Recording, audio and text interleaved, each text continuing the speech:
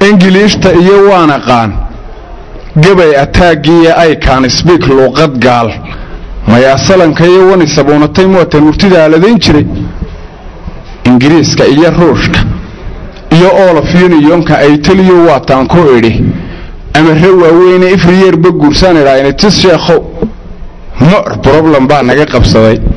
dhinaci guurkii ee aasiyoonood Soomaaliya ma jiro economic meerax waa dhaqaale aasiyoonood Soomaaliya ma jiro aasiyoonood Soomaaliya ma jiro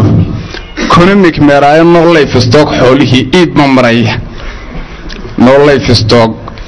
xoolihii iib ma marayaan without money la yaabnay riyeli wari baa jira salariga haddaan balansiga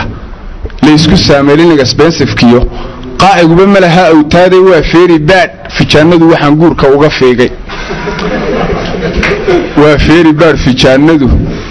waxaan guurka uga feegay soo daad rag baa nacay inay dumarba eega how I can marriage waa la isku haystaa baan deegaalka how I can marriage waa la isku haystaa that's my long others waxaan idhiba ku sheeg shawilana oo Soomaaliga ku gabiyo Ingiriiska ku jira meesha markii bay ugu jawaab and they said for me